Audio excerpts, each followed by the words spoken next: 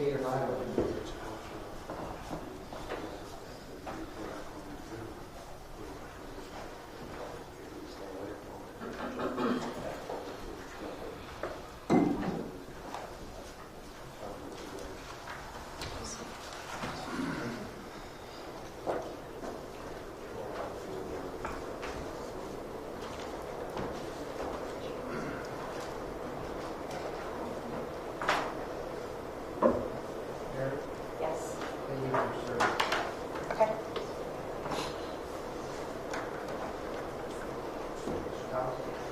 Thank you, Judge. Next anticipated witness is Dr. Joseph Philo, the medical examiner.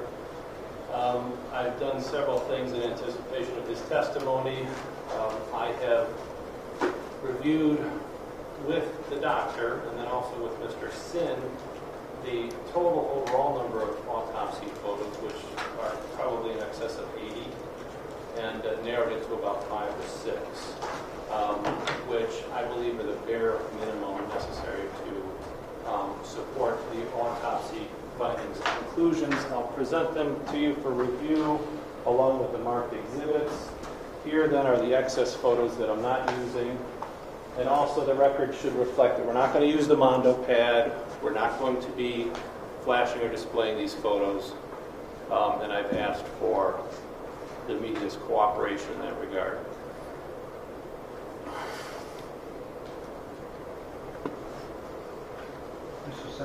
Your Honor, thank you. The cause of death has been stipulated, or is stipulated, or willing to stipulate to it in this case. I agree the prosecutor has picked the least prejudicial photos. I agree that he's done a fantastic job of paring it down and being upfront with the defense, so I appreciate that. But, you know, there's lots of prejudicial things out there. Those are prejudicial. The question is, are they probative when you have a stipulation? And I would submit they are not. No picture should be in front of the jury.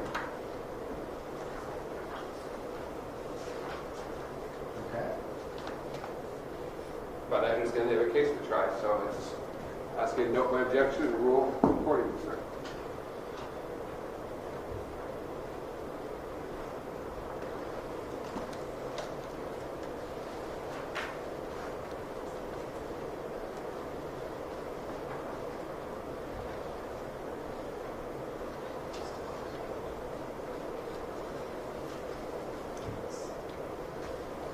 I believe the third document, the trace evidence report, is going to be introduced by stipulation. I don't have any problem with this. So you won't be bringing them to Lisa for custody? Correct.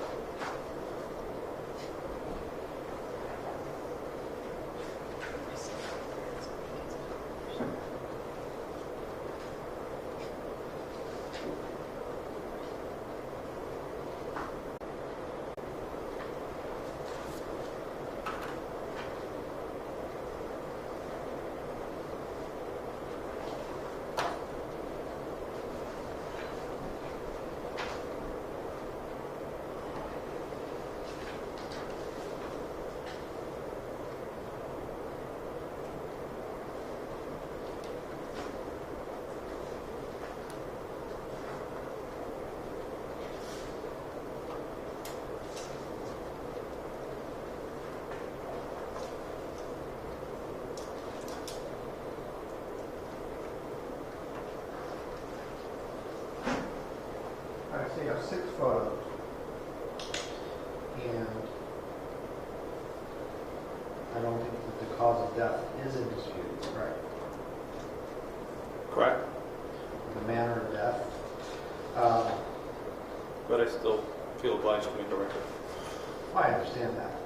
But in, with respect to, for instance, 714,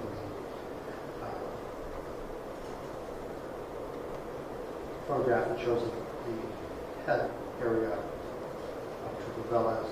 It could also be accomplished by State's Exhibit 13. It's Or also 712. It could be accomplished by State's Exhibit 712, which shows the injury to the right side of his face. It's also a case identification shot for the number placard, Judge. And the record should note that these are so-called clean or washed photos. They're not pre-washed. The number placard is on 712. So I don't think 713. It's from the other opposite view of his body, but it's Well, Judge, to summarize this nature of the photos, the 714 is a face identification shot. Then there are lateral photos, the body on his back being viewed from the side. And so each of those side shots shows a different side of the body. That the injuries to the right arm are different from the left arm, etc., and vice versa. But if the cause of death and manner of death is not in dispute, what's the purpose then of showing those particular photos? The jury should have an idea of the type of injuries that occur. I understand that. I think that can be accomplished by photograph 712, which does have the placard in indicating who was being examined. It also has the injury to the right side of his mouth. It does not show some of the injury and scraping on the left side. I understand that. I think you could put in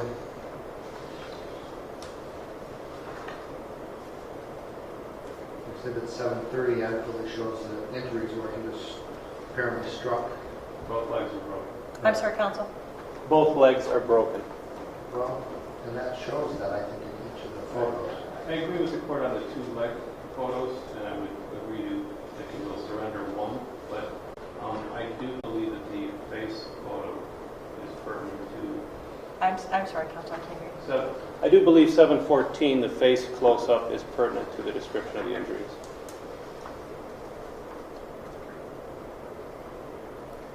Well, you can ask the coroner if there's anything that is that would override my ruling.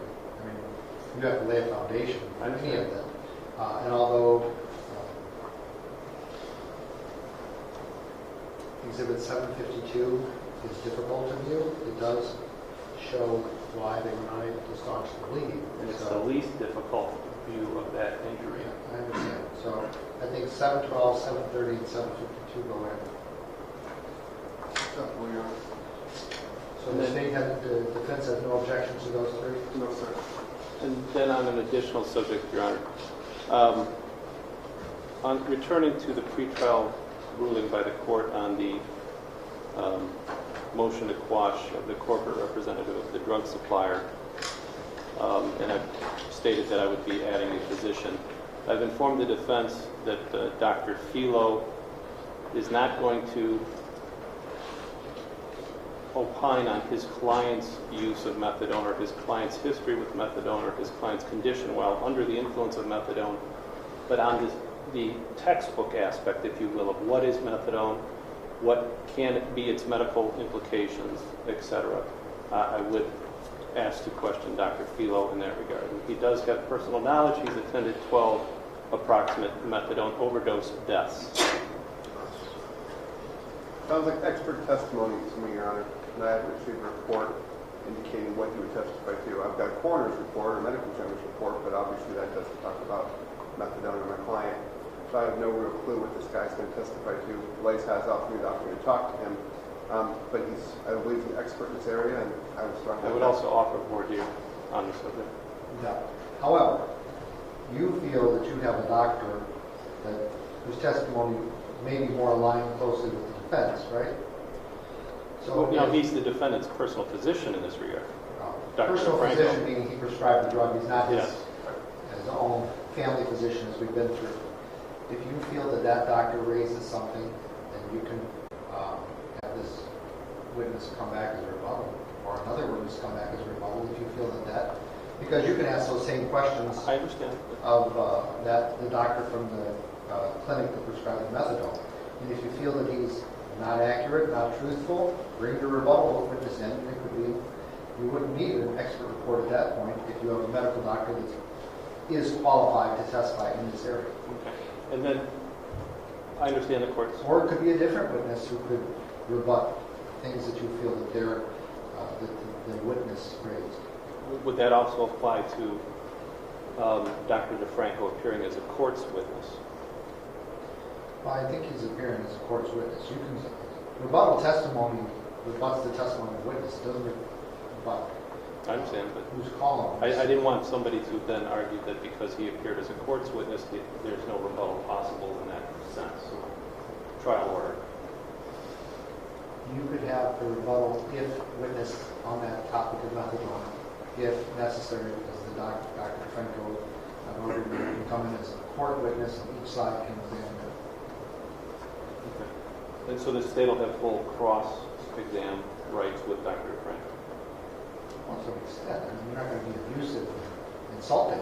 No, but Who's calling first? Who's going to that's examine it first? that's the next issue. Whose case would he appear in, so to speak, even though he's a court's witness? Well, I'm allowing you, if you choose to bring him in, to examine him as a court's witness. You could use leading questions.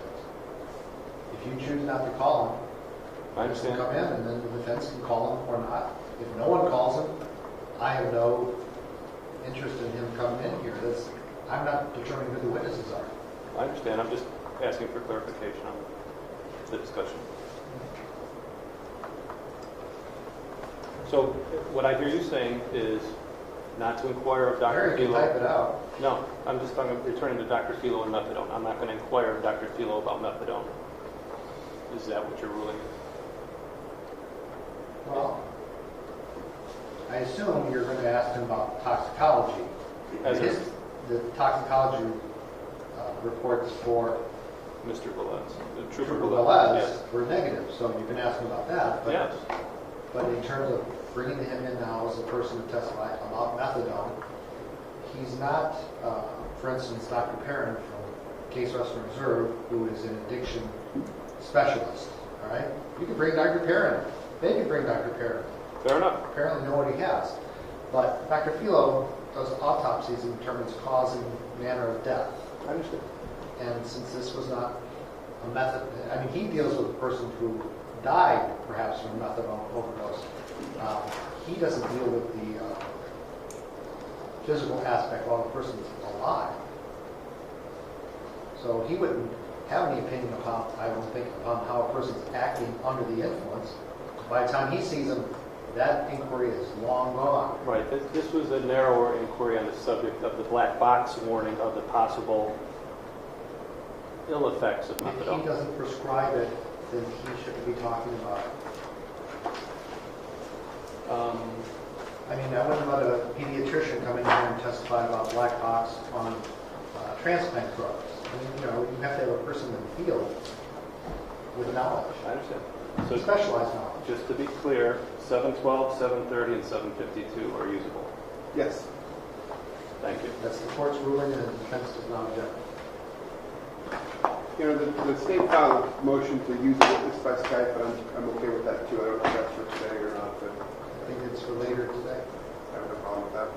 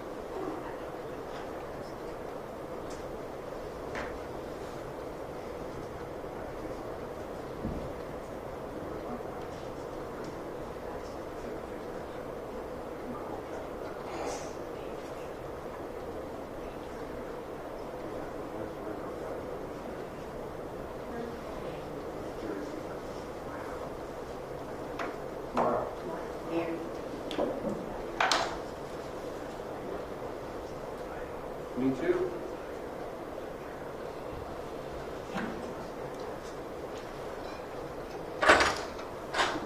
All rise for the jury.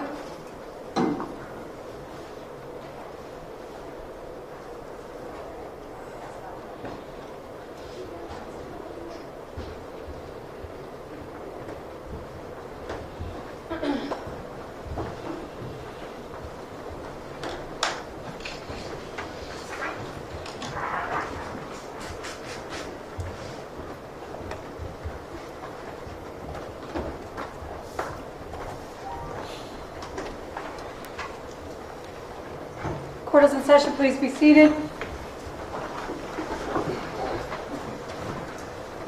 Anyone go out to the food truck?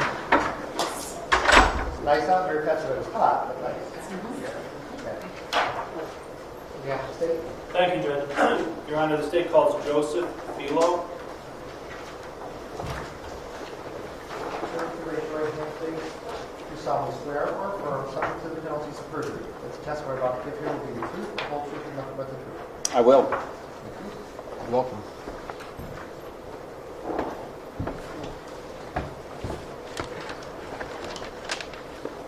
Good afternoon, Doctor. Good afternoon. Would you state and spell your name, please?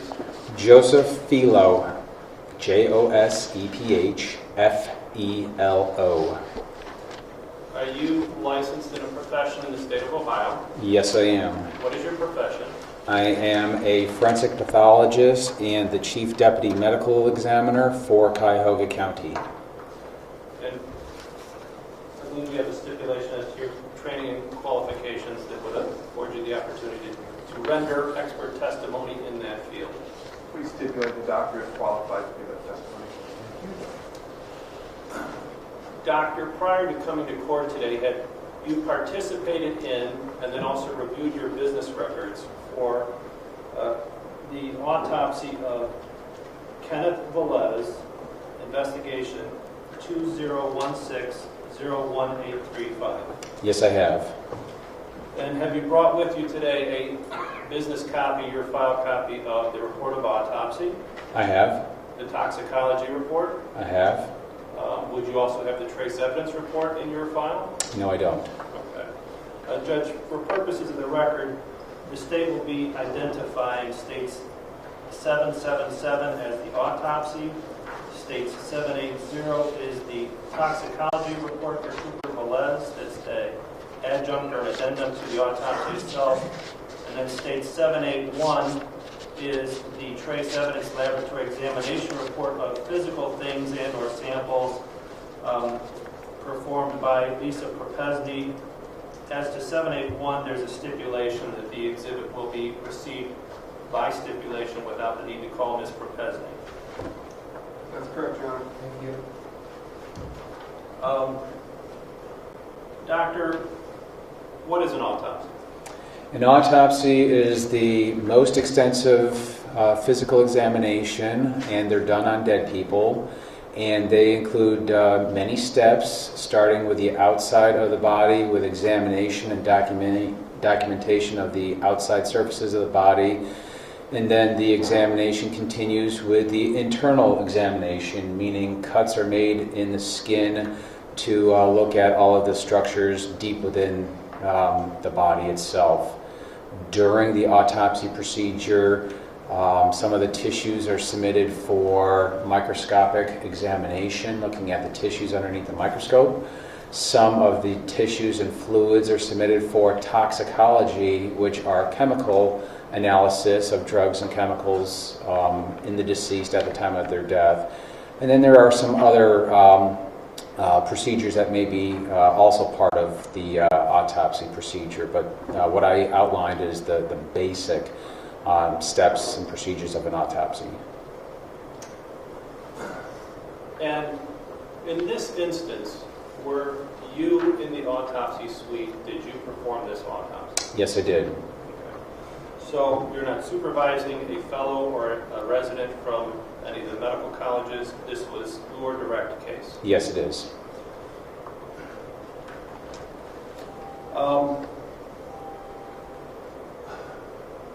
Everyone in this case is generally aware of the nature of the injuries that caused Kenneth Velez's death, but still the record demands that we cover them pursuant to the autopsy report to a degree. And also, at the time of autopsy, are photographs taken to depict injuries that support the findings of the autopsy? Yes, they are.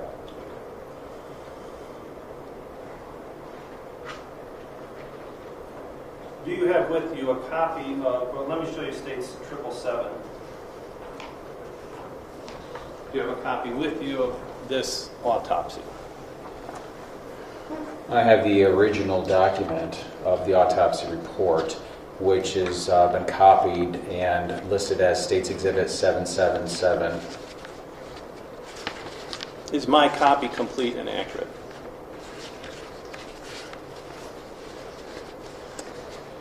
The bottom of page 5 is missing, so it's mostly complete. Okay, is it something of significance? No. But it's actual finding language, it's not just a page designation missing, is it? No, it's, well, on page 1, your copy goes down to number 3. There's also a 4, 5, and 6. Okay, we'll have to recopy that. And it appears that's the common theme, that all the bottoms have been omitted.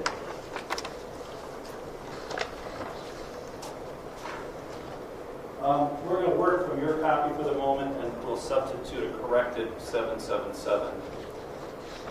On the first page of an autopsy, when we have the first category, first you have biographical identifiers, the name of the person, their age, their height, their weight, things of that nature, correct? Yes.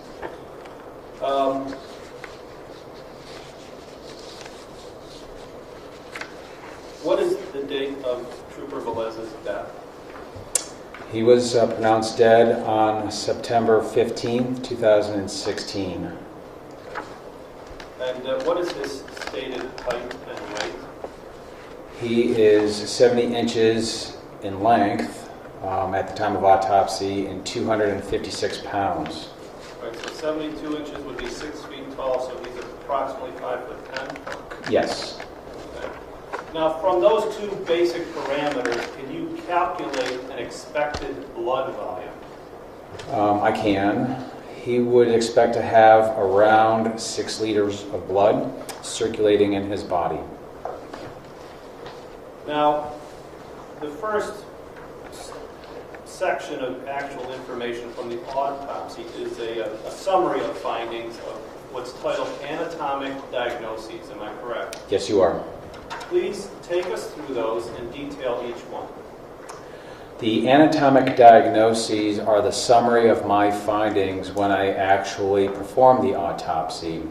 So I have the description of the body, which in this case consists of about 5 pages, and then I summarize my findings into one outline format. And when I summarized, I found 4 separate anatomic diagnoses. The first one are a summary of blunt impacts to the head, trunk, and extremities. Blunt impacts are physical trauma caused by the body being struck or striking a solid, flattened object. Within those blunt impact injuries, I specifically describe parts of the body that are damaged with abrasions, which are scrapes, lacerations, which are tears, bruises, which are also known as contusions, on the surface of the body and within the body. And then I specifically mention the torn blood vessel in his right arm, his torn spleen, which is a major organ in the abdomen, and some internal bleeding that is associated with his torn spleen. There were some broken bones in the chest area as well. Those are listed as the blunt impacts to head, trunk, and extremities, and it's a combination of those traumatic injuries for which he died. Going further, there are 2 areas of natural disease. As a man in his 40s, 48, he has hardening of the arteries, that's atherosclerosis, a mild amount of that. He has fatty liver, which is a moderate amount of that. Those are just natural diseases that he had on the day that he died. And then the last anatomic diagnosis are medical and therapeutic procedures, and these include breathing tube in his mouth, a tourniquet wrapped around his right arm, some puncture wounds with attempts to draw blood or get blood into him, as well as some EKG pads to monitor his heart rate and rhythm. There's also catheters which were put into his bones to try and get fluid inside his body. Thank you, Doctor. You're welcome. Can you please read for us each of the letter subparts of anatomic diagnoses, Roman numeral 1? I have them listed from letter A to letter I. Letter A are abrasions of the face, right ear, right scalp, left anterior thorax, that's the front of the chest, both upper extremities, both legs, left foot, and left fourth toe, the toe closest to the pinky toe on his left foot. Letter B are cutaneous contusions. These are skin bruises, and they are on his face, both frontal scalp, and the frontal scalp is the forehead where the hairline would be. The right parietal scalp, which is above the right ear in the hairline. The left thorax, again the chest area. The left abdomen. The left lower arm, the forearm. The left hand. All left fingers. The right upper leg, which is the thigh region, and the left leg. Letter C are cutaneous or skin lacerations, and these were on his frontal scalp and face, the right parietal scalp, both upper extremities, the right popliteal fossa, that's behind the right knee, the right lower leg, and the left lower leg. Those were all injuries that were visible without opening up his body. Letter D starts the injuries that were underneath the surface of the skin. And D are muscular lacerations of the right arm, cutting the muscles underneath the bicep area and forearm area.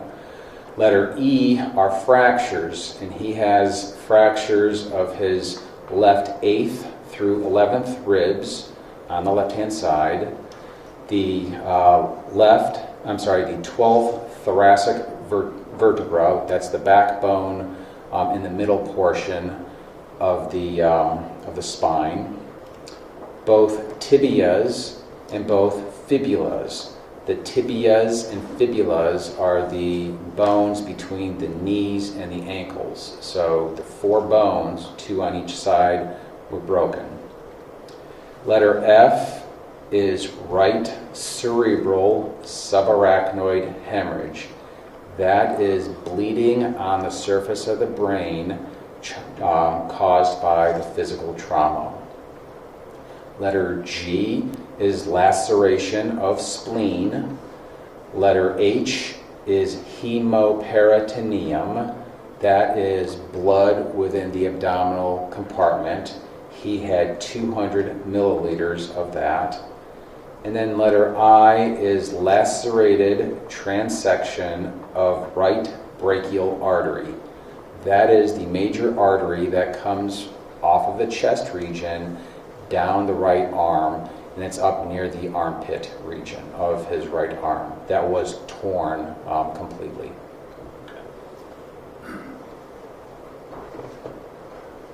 That last injury, the laceration of a artery at that juncture from trunk to arm, what would be the immediate risk to life based on that type of injury?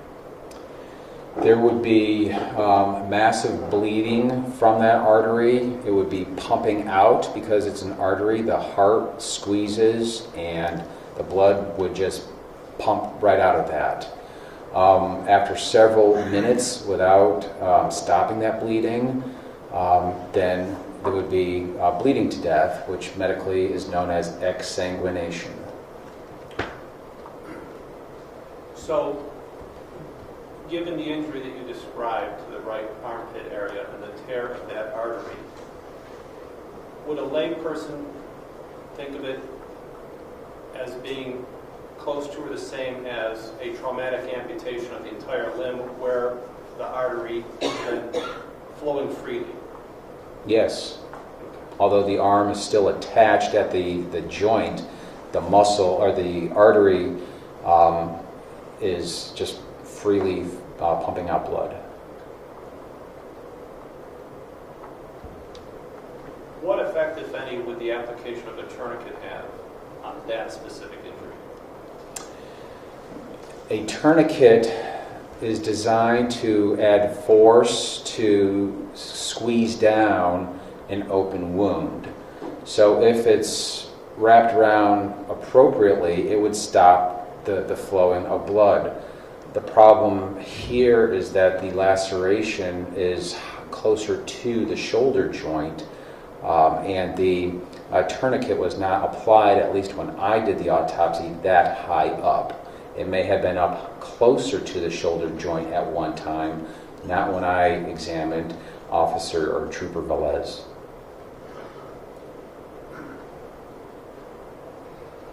Now, I'm going to refer to this set of injuries as a grouping or a constellation of injuries as a whole, okay? Yes.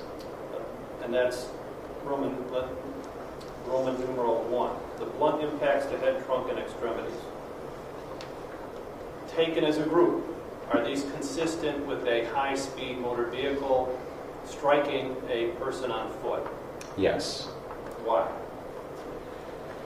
The symmetrical injuries of the shins would imply that he was standing with equal weight on both legs when he was struck by a horizontal object such as a bumper, something that's at the level that the fractures are. And then there are several types of tears. To a lay person, they're called road rash, and those are irregular abrasions, much like sandpaper scraping on the body, and that's consistent with gravel and or the rough nature of highway pavement. If there is dash cam video that doesn't show the moment of impact, but shows Trooper Velez's body having been launched into the air by the force of the impact and then restriking the ground, is that also consistent with your findings at time of autopsy in terms of not just high-speed motor vehicle strike, but then secondary injuries upon coming to rest on the pavement? Yes.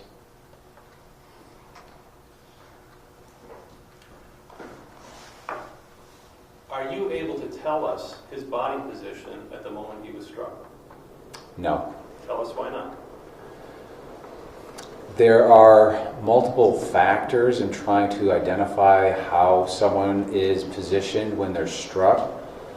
There are impact sites being bruising on both sides of the body, but there's no pattern. And I look for patterns, meaning especially when it's a motor vehicle, I'm looking for an actual bumper mark or something that's squared off that might imply a license plate or license plate holder.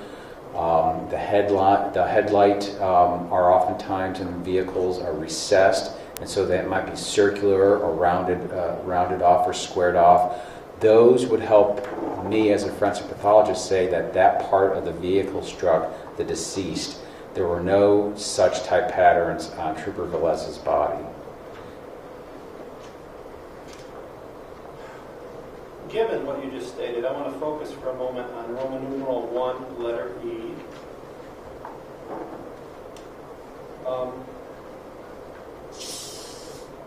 Fractures of left 8th through 11th ribs, 12th thoracic vertebrae, both tibias and both fibulas. Yes. Left is from the person's own orientation, so if I'm touching my left ribs, does that agree with your designation of left ribs? Yes. Okay. Now, can anything be deduced or inferred as to this side of the body having been impacted, either at the time of the collision by the motor vehicle or upon landing on the pavement? Because the left side is fractured, but we don't find the same fractures on the right side. That's correct. So based on that differential situation, what comments, if any, can you offer on that? That there was more force directed to his left side, either from the striking vehicle or him striking part of the vehicle or landing on a firm object.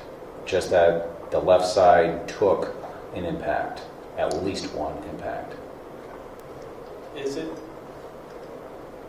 possible that the left side rib fractures were the side contacted by the motor vehicle? Yes. Is it also possible that that injury may have been received upon coming to rest on the pavement? Yes.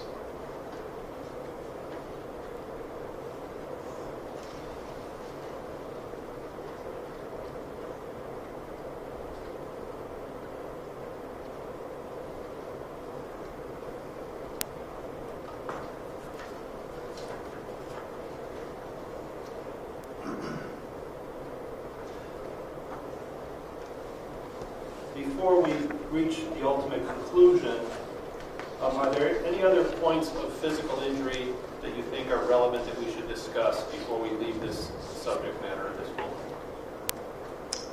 No, I don't think so. At the time of autopsy, are body fluids, including blood and other substances, drawn for toxicological analysis? Yes, they are. Tell us about that. During the autopsy, I am collecting body fluids, including blood, the eye fluid, the bile, which is a byproduct of liver function, any available urine, as well as some liver tissue. I collect those tissues and body fluids and submit them to the toxicology laboratory that's physically within the medical examiner's office building, and request that comprehensive toxicology testing is performed. And that includes upwards of approximately 180 to 200 drugs and chemicals that are the most commonly seen drugs in Cuyahoga County. Those are analyzed, and if they're present, they are quantified, meaning determined what level they are in the deceased's blood. In this case, the only drug that was present is caffeine, but it's a drug that we routinely do not quantify unless it's extremely high. So this just, with the caffeine present, indicates that he was not under the ill effects of caffeine. Caffeine is a stimulant. Negative for everything but caffeine, to summarize. Yes. We know that caffeine can accelerate heart rate and increase blood pressure, true? Yes. Did caffeine play a role in his blood loss? No. Would the absence of caffeine have changed the course of his injury or death? No, it would not have.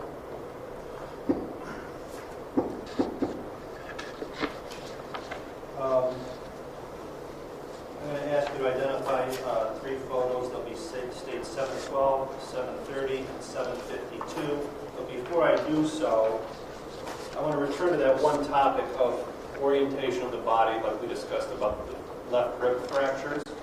Talking about the right artery under the armpit. Yes. Same topic generally.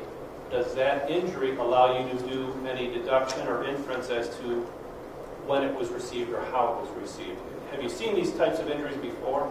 Yes, I have. All right, so generally speaking, I mean, we know, you've already told us that the artery is lacerated and there's going to be massive blood loss.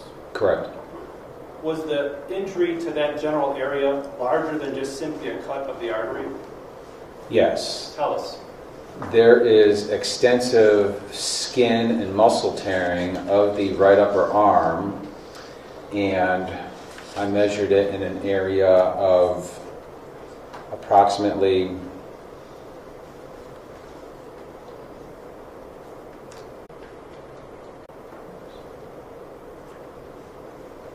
Well, I guess I did not measure it specifically.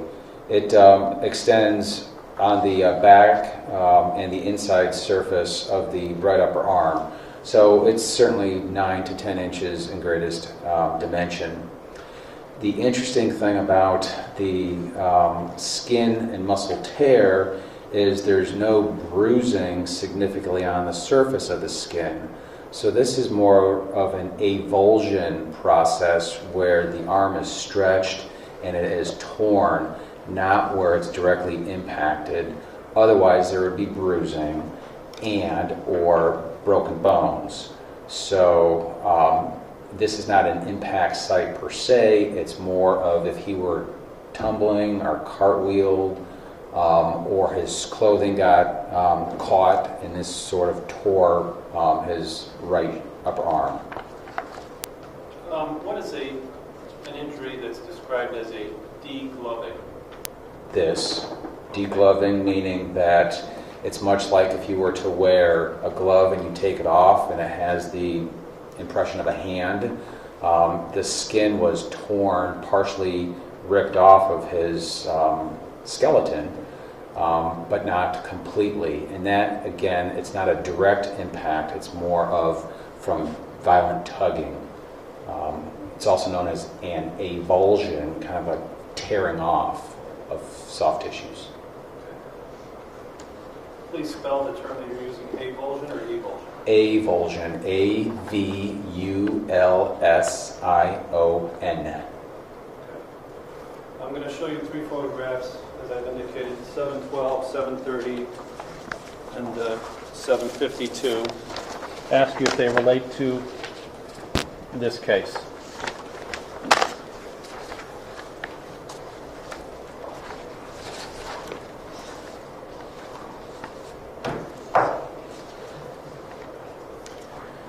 Yes, they do. States Exhibit 712, 730, and 752 all are autopsy photographs of Kenneth Velez with the unique medical examiner number of IN161835 visible in each of the photographs.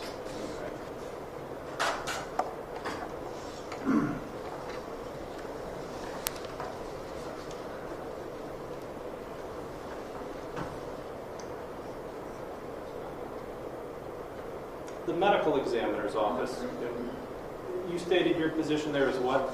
I am the Chief Deputy Medical Examiner. And what does that title mean to the layperson? It means that I'm second in command.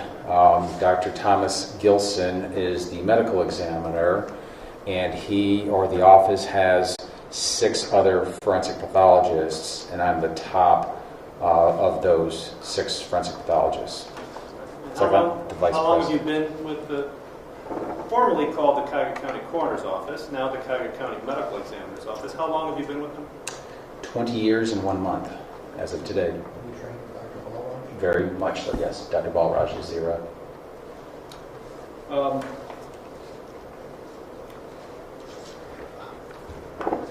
The medical examiner's office, and sometimes I slip up and still call it the coroner's office, So do I. has legal obligations beyond the immediate investigation of the death, such as statistical and statutory reporting as to manner and cause of death, correct? Yes. All right, so give us the brief seminar on manner and cause of death. What are they? Who requires them to be defined in the way that they are defined? And then talk about each subpart. The coroner's office and or in Cuyahoga, the medical examiner's office, by Ohio State Law 313, requires that each county have a medical legal death investigation system in place to determine cause and manners of death on people who die suddenly, unexpectedly, and without a physician available to sign their death certificate. Essentially, what I do as a medical examiner is I review dead people, their bodies, and or their medical records in order to determine cause of death and manner of death, both required by the state of Ohio. The cause of death is a statement or statements that essentially summarized the process in which the body ended up dying. In this case, Trooper Velez had multiple blunt traumas, and that's what caused his death. So that is the cause of death statement: blunt impacts to head, trunk, and extremities with multiple brain, splenic, vascular, and skeletal injuries. The manner of death is also required by the state of Ohio, and it is a medical categorization of the circumstances surrounding how that individual died.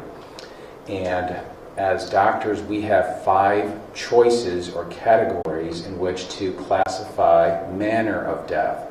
The most common manner of death is natural. 2/3 of the people who die anywhere will die because of natural causes.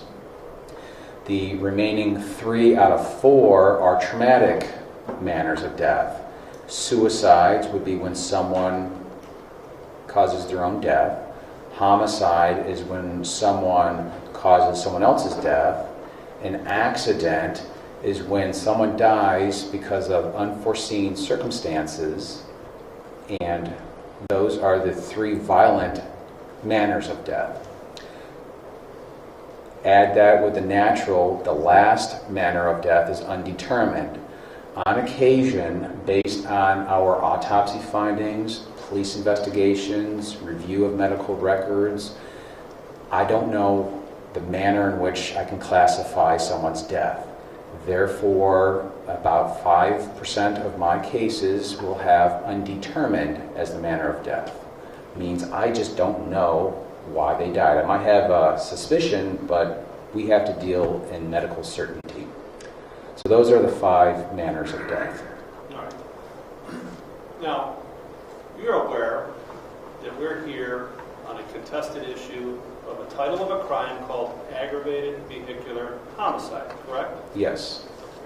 What is the manner of death listed for Kenneth Velez? This is classified medically as an accident. Okay. Is that meant to pass a judgment, legal or otherwise, on the title of crime for which we're here trying this case? No, this is a medical diagnosis or determination. Does it prevent or negate evidence of criminal responsibility that would result in a finding of guilt of aggravated vehicular homicide? No, it does not. Why not? I classify and categorize cases based on the medical findings, and although I interact with the legal system, I don't understand it. I really don't. So it is more of a legal argument and process. I'm just a small cog in this whole system. And so, just for the jury's understanding, you and I and the court and defense counsel have all in our careers at some point, let's say, faced a situation where a person who's been signaled by the police to stop what they're doing and they're operating a motor vehicle, let's say the police officer's on foot, okay, and the person intentionally drives their car at the officer. And let's say in this scenario, intentionally driving at them with the intent to cause their death does strike them and cause their death. But it's the intent of forethought. Do you understand? I do. What would you call that? That would be classified as a homicide. Someone is intentionally using their motor vehicle as a weapon to kill someone, much like the most common way Cuyahoga County citizens kill each other are with guns. What Assistant Prosecutor demonstrated is using the vehicle as the lethal weapon. So, if someone violates the statutes of the state of Ohio that say don't cause death while operating a motor vehicle, even though those statutes don't require an intent, but if you violate the operation of those motor vehicle statutes. All right. I'll withdraw that statement.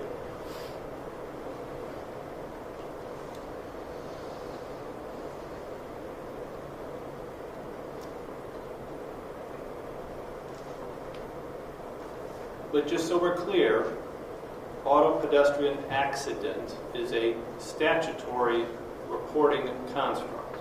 Yes, in the medical field. Okay. And it's required by the state of Ohio. Yes, it is. And it's not a legal ruling as to the facts that bring us before the court on an aggravated vehicular homicide charge. That is correct. Okay. And showing you state's replacement or substitute 777 long form, is this now a complete and accurate copy of the global autopsy?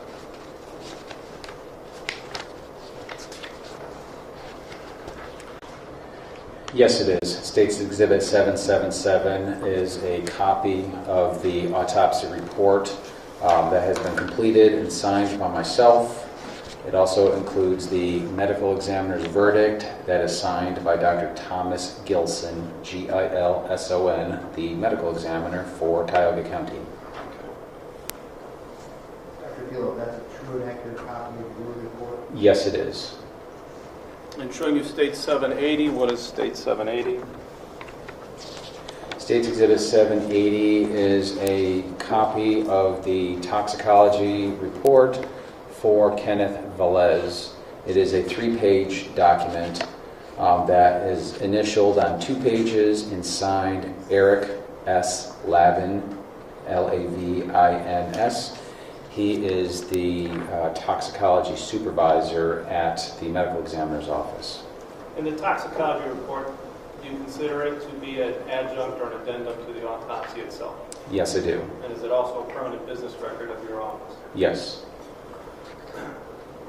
The testimony that you offered today as to the manner and cause of death of Kenneth Velez, is it offered with a reasonable degree of scientific certainty? Yes, it is.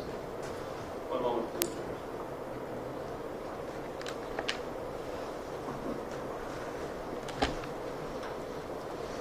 Thank you, Doctor. You're welcome. No questions, Your Honor. Thank you, Doctor. You're welcome. Thank you. You're welcome. I know.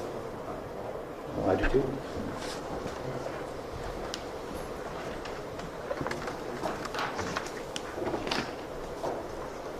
Nice meeting you, sir.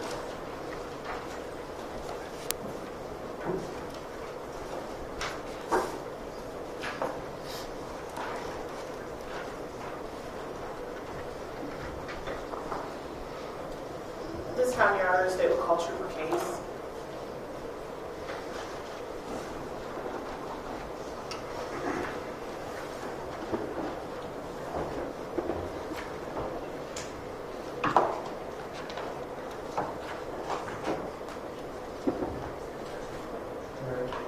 Yes. That's what I was just looking up. Thank you.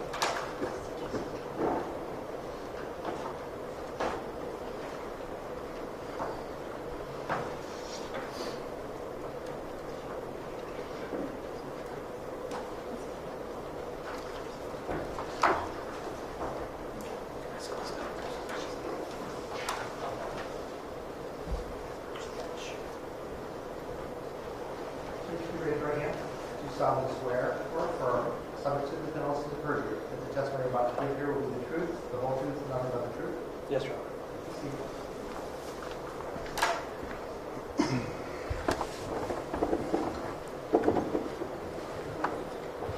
Good afternoon, sir. Can you please state your full name and spell it for the record? My name is Jeffrey A. Case. Last name is spelled Kaess. And sir, are you employed? Yes, I'm employed by the Highway Patrol. And how long have you been employed by the Ohio Highway Patrol? 17 years. And in what capacity are you employed there, sir? I'm an investigator with our Office of Criminal Investigations Unit in Cleveland And what do some of your duties include as an investigator? to investigate any crimes as they pertain to our jurisdiction, which is any state-owned or leased property. And what sort of training and experience do you have to have for that job, sir? Standard 6.5 months academy training and certification, and then there's constantly additional training that we do every year. And Trooper Case, were you employed by the Ohio State Highway Patrol on September 15th of 2016? Yes, it was.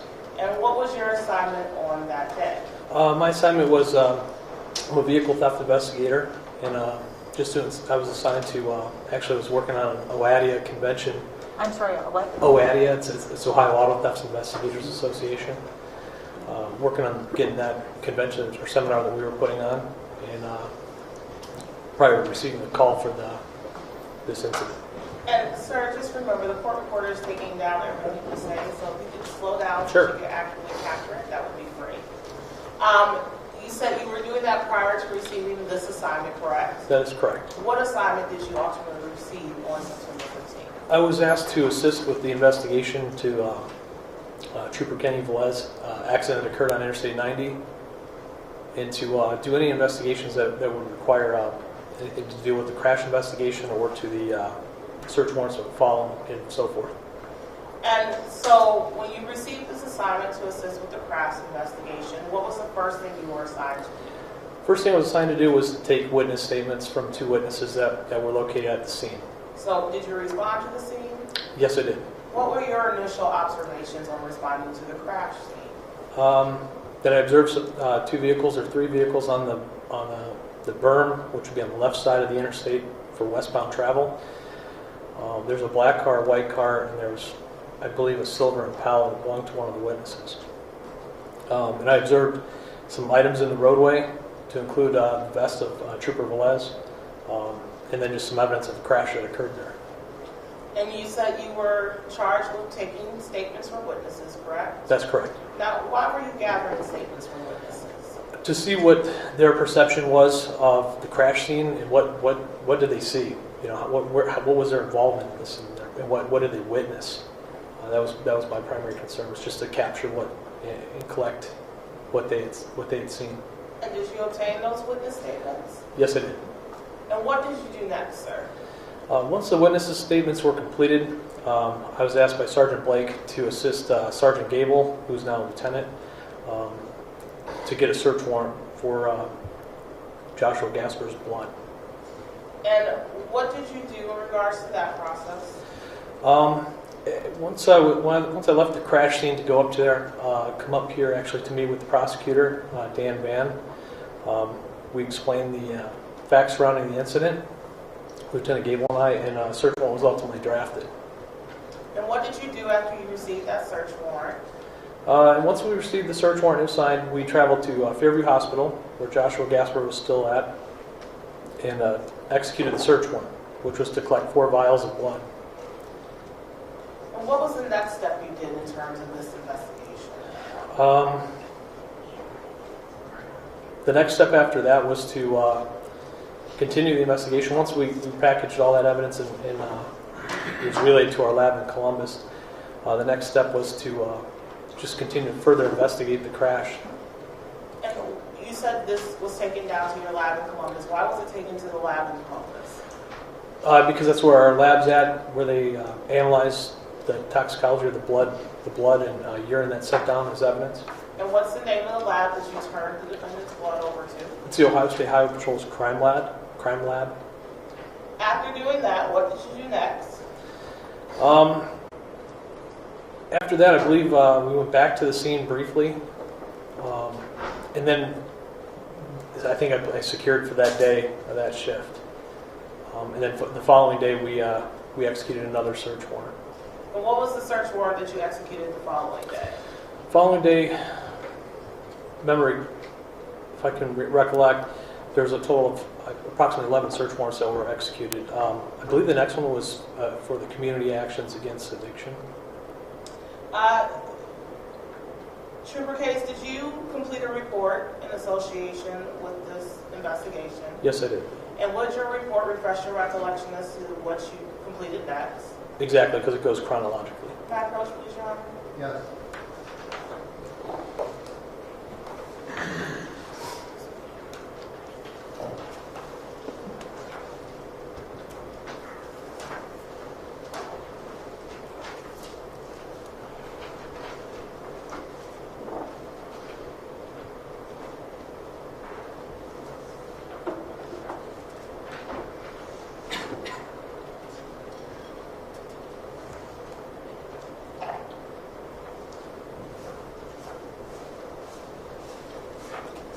Trooper case on handy was marked for identification purposes. It states exhibit number 652. Can you take a moment to review that item?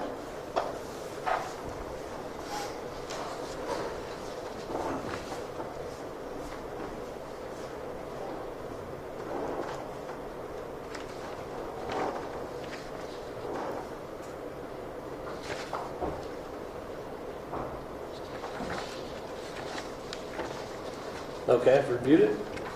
And sir, what was the next step you took in terms of your investigation? There's another part of my investigation that's not included in this. There's about 7 pages. 652 or 651? What's the number on top of that? The number on this one is 652. Trooper case, from your recollection, what was the next step in your investigation? It was to, I believe it was to get a search warrant for not only the community actions against addiction, but also for the event data recorder in the vehicle, and also to search the vehicle.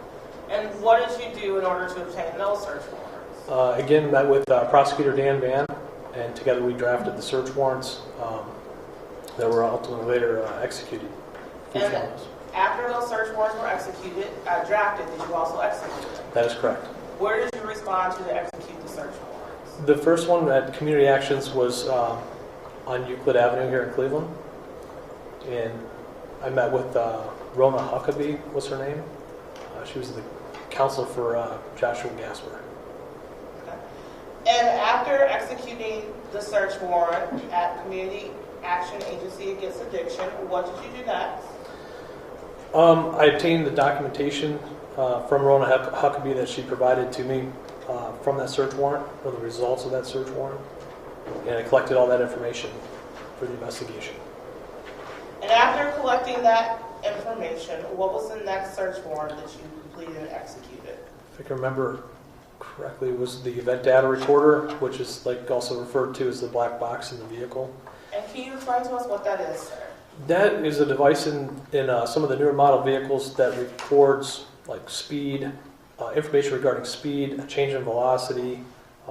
It records airbag information and deployment, seatbelt data. It varies per make and model of vehicle, but it's like a black box that just records some of the vital information that could be captured from a crash. And what did you do after you executed that search warrant? Well, actually, it was Lieutenant Thorne that did the processing and execution of the event data recorder. I just assisted with the search warrant for them. So I believe that information he was able to obtain was held as evidence for this trial. And what was the next step in your investigation? May I see my notes from the other 7 pages? Working on it. Okay. From your recollection. From my recollection, I know I interviewed another witness. That was I believe on the 19th of September. And after that, it was additional search warrants. I can't recall in what order they were executed. Do you recall the additional search warrants that you did execute regardless of their order? Yes. And can you please review those? There was a search warrant drafted for cell phone records through AT&T. There was a search warrant for Facebook account of Mr. Gaspar. There was other search warrants for medical records from Fairview Hospital. There was a search warrant, 2 search warrants for community actions against addiction. Then there was one for the event data recorder. There was another one for the brake. It was a system braking analysis for the vehicle. And there was another search warrant, I believe, for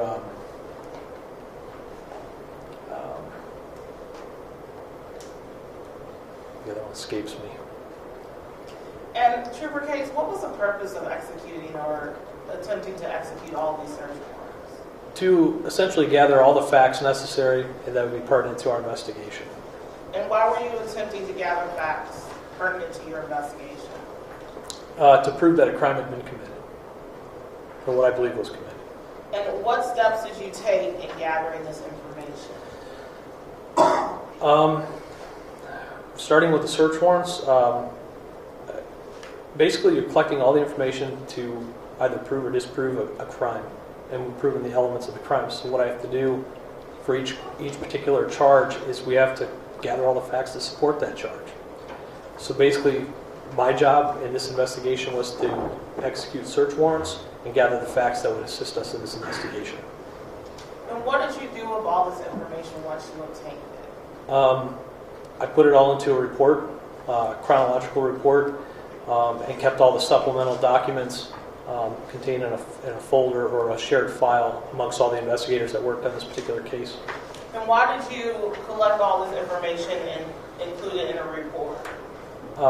For court purposes, and also documentation to essentially prove a crime had been committed. And why are you documenting things? So that everybody knows the facts surrounding the case. And as you're compiling this report, how are you determining which information should be included and which information should not be included? Basically, I would include all information that I felt was pertinent or necessary to the investigation, whether it was useful or not. I'd document it. And were you the sole trooper working on this investigation, or was there a team associated with it? No, there was definitely a team associated to it. And did each member of the team have different assignments associated with this investigation? That is correct. And so what were your assignments in relation to this investigation? My assignments were simply to assist in all the search warrants that needed to be drafted and executed, and then document all the facts and everything that we found in the investigation, and to report all my findings to my superiors and other investigators that were involved. And did you do that in this instance? Yes. And along with the prosecutor's office. My approach was wrong. Yes.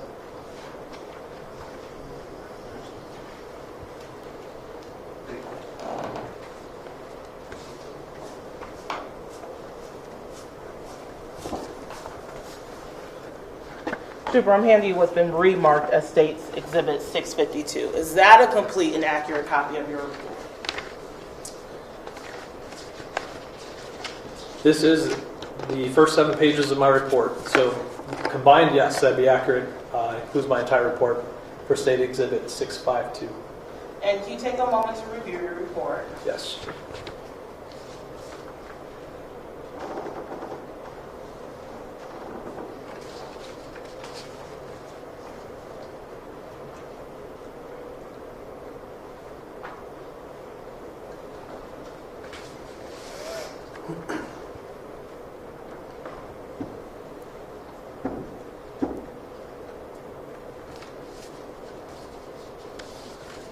Okay. Trooper, after reviewing that report, does that refresh your recollection in regards to the search warrants that you either obtained or executed? Yes, on at least 3 search warrants. And were there any additional ones that you have not mentioned that are included in the report based on your recollection being refreshed? Just to run down in my head, we did do the one for the blood draw and the event data recorder, which we discussed, and also the search warrant for processing the vehicle of the defendants. And Trooper Case, after that, what was the next step of your role in this investigation?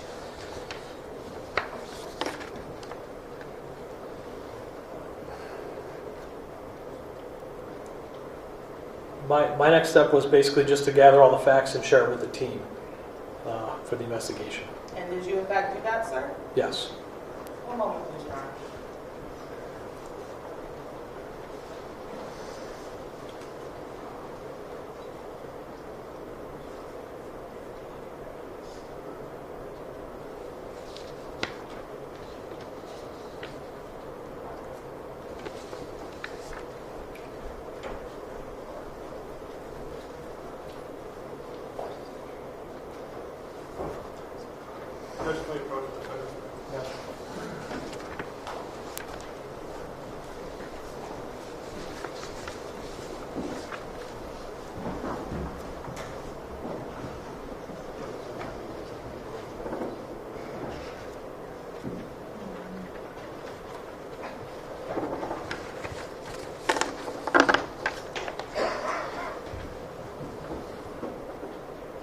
gentlemen, we're going to take a brief break.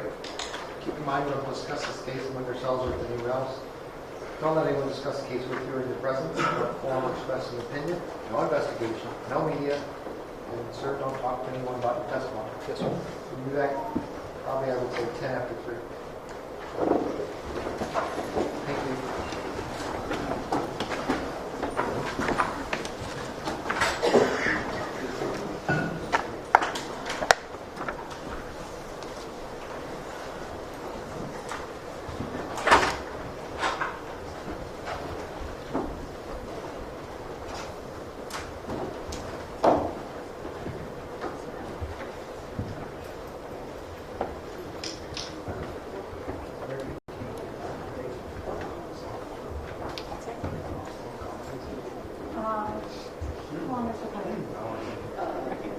Okay, why don't you go down to the floor?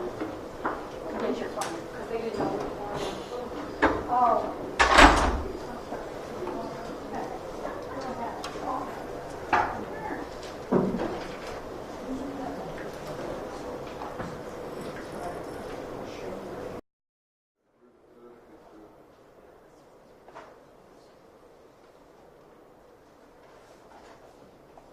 Should we okay?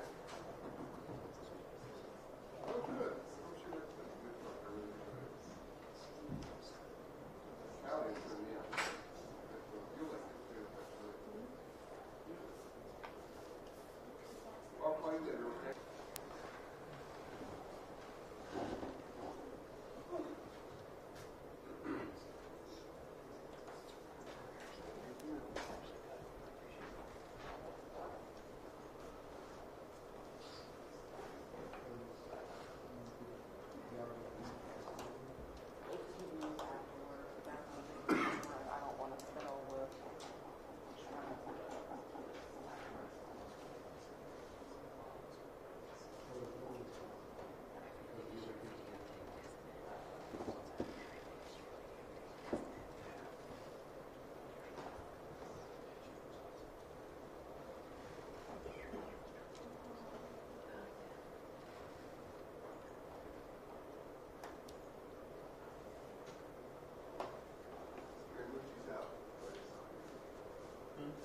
Scaramucci's out already. Are you kidding? No, did you? Scaramucci's out. Scaramucci's out already. It's communication. Yeah, the new. Well, I guess that message is clear. Well, the new general wouldn't, didn't want. I hope so, yeah.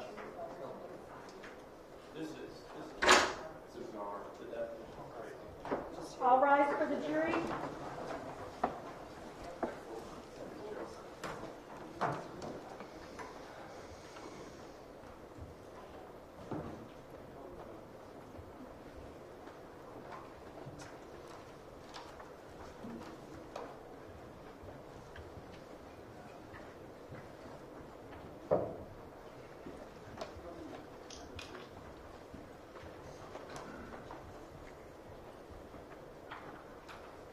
Court is in session. Please be seated.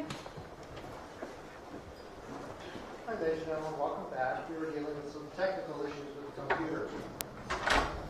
Please, you should sympathize with us. Anyway, we're going to continue with the testimony. Now, Trooper Case, as part of your duties in executing the search warrant at Community Action Agency Against Addiction, did you obtain video of the defendant entering the facility and taking his dose of methadone? Yes, I did. I met with the security director, Mr. Jackson, I believe his name was, and he pulled up the video surveillance of the facility for that date and time. We were able to capture that as part of the execution of the search warrant.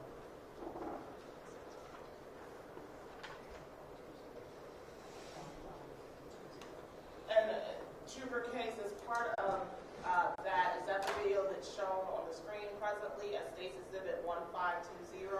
That is correct. And is it in the same or substantially similar condition to when you retrieved it from the Community Action Against Addiction Agency? Yes, it is.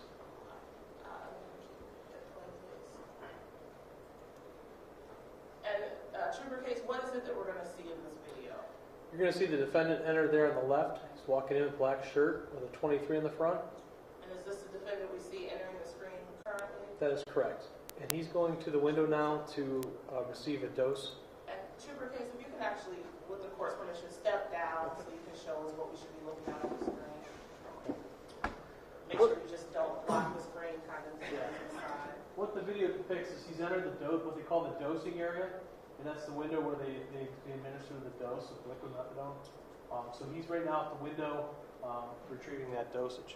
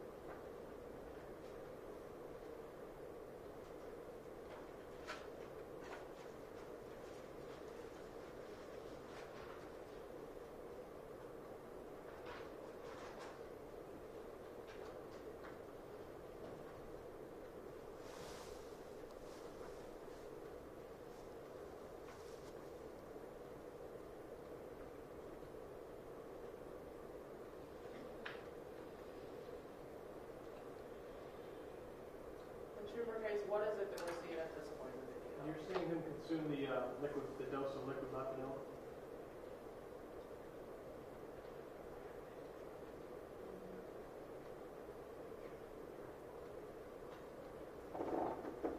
And this is where he exits the facility.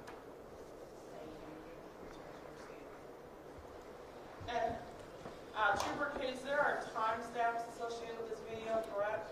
Yes, there is. There's a timestamp actually on the video surveillance itself, and along with the dosing counter. They have a computer that monitors the time and who distributes it at what time. And during the course of your investigation, did you determine whether the timestamps on this video were actually accurate? We did check that, and we found that there's a 12-minute discrepancy. So the video surveillance is time-stamped about 12 minutes too slow, according to the timestamp of when he received the dosage, which was at 12:34. And after the defendant receives the dosage at 12:34, based on your investigation, what was observed next? From video surveillance, he walks out, and there's a vehicle, and he leaves the parking lot of Community Action Against Addiction facility. One moment, please, Your Honor. Yes.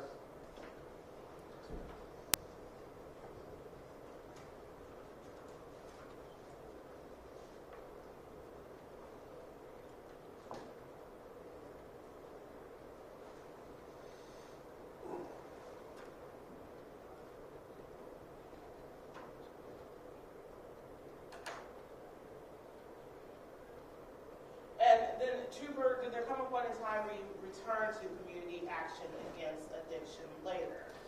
Yes, we did go back with an additional search warrant for additional records, and also for the video surveillance. The first one that we executed there was only for records.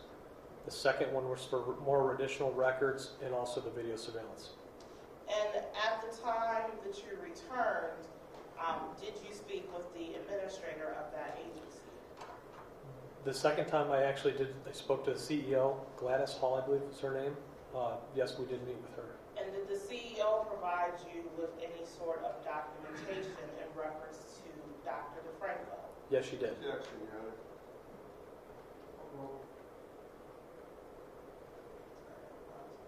Honor. Did the CEO provide you with any information or documentation in reference to Dr. DeFranco? Yes, she did. And what did you do? And what was that document? The first document was a letter of discipline against the doctor for violating their department policy. And also the second letter or document that I obtained was also for a letter that was written by him to Attorney Sin. What did you do with both of those letters, sir? Both of those were admitted into evidence as part of the documentation from the search warrant.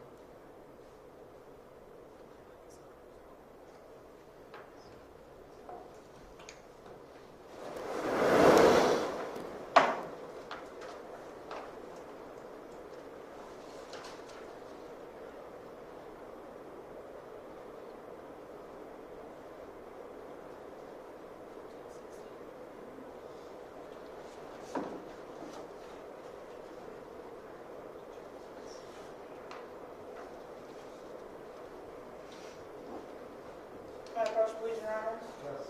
Can you approach your? Yes.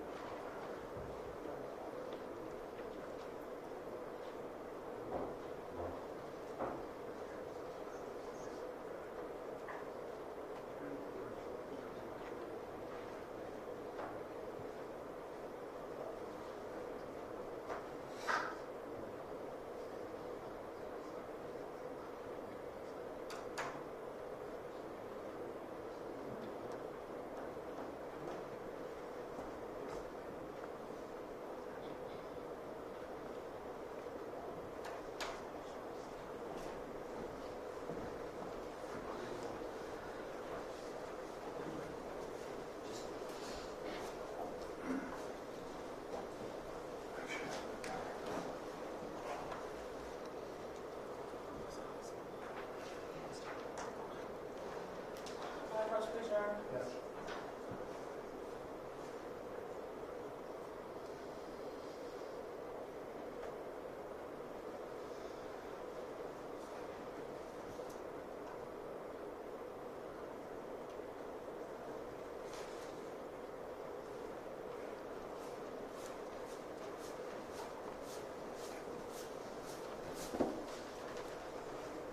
Sir, I'm handing you what has been marked for identification purposes. It states Exhibit 1460. Can you take your time and review that item, please?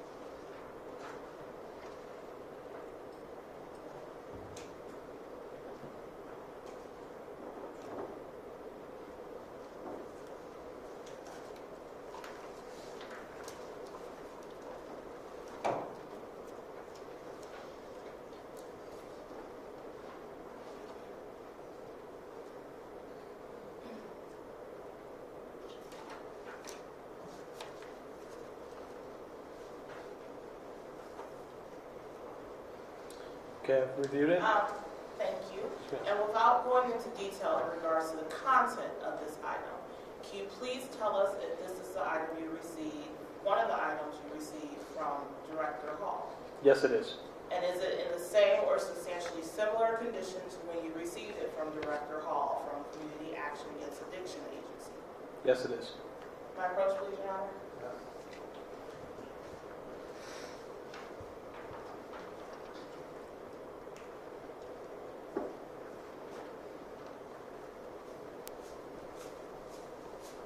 Sir, I'm handing you what has been marked for identification purposes. It states Exhibit 1464. Can you take a moment to review that item?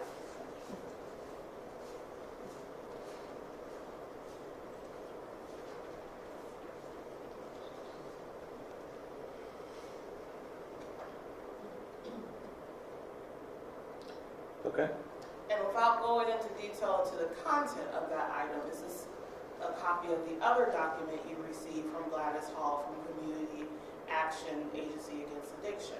Yes, it is. And is it in the same or substantially similar condition to when you received it? Yes, it is. Thank you. No further questions at this time, Your Honor. Hello, sir. Hello. My name is John Sin. We met already, but I'm going to ask you some questions. If I ask anything you don't understand, you can just ask me to go ahead and rephrase it. Is that okay? That is fine with me. Okay. You did a couple search warrants in this thing, correct? Yes, I did. I didn't mean to turn that on, but I'm going to leave it alone. Okay. The first search warrant you did was for my client's blood. That is correct. And the purpose of that search warrant was to find out if he's on anything, right? That is correct. And a search warrant means that a judge issues an order saying you can go ahead and take this person's blood even if they don't want you to. That is correct. But when you got back to the hospital, isn't it true that you found out that my client, before you got the search warrant, had already agreed to have his blood drawn? That is correct. I heard that. So he didn't require your search warrant. That was just something you did to be extra cautious. It was something I was fulfilling the execution of that search warrant for Okay. additional vials of blood. You're not indicating in any way that my client was uncooperative with giving his blood. No, not to me. It was not. In fact, that's how you got it. It was a consent search, was it not? Not by me. No. Okay. The first, they drew a lot of blood, right? I don't know how many they drew before the 4 vials that we obtained from the warrant. You were aware that he agreed to have his blood drawn before you got there? I believe it was articulated to me by Sergeant Russell. Okay, and I guess my point is, it's not as if he was trying to hide his blood. He said, hey, go ahead and take it, and you guys took it. That's And correct. but if he'd said no, you would have had a warrant anyway. Yes. Great. And that's good police work. Some other things I want to cover with you that just may not seem like they're real pertinent, but I think you might be the only officer that can talk about these things. You also inventoried the car, right? I did not do the inventory in the car. Okay. Why is there a picture in your report of a cigarette, a lit cigarette found? It says a partially lit cigarette in the car. Is that something you discovered? That is something that we discovered through a search warrant for a vape device that was located in the vehicle. That was the purpose for that particular search warrant. Okay. Can you talk about that a little bit? Right. After discussion with my peers and also the prosecutor, there was a vape device commonly used for smoking in the vehicle, and we wanted to make sure and ensure that whatever contents was in that vape device was in fact nicotine, if you will, or whatever what they usually normally put in them, versus something other that would be considered a legal substance. And did you check those things out? We did. Okay. And it turns out it was nicotine. That is correct. Okay.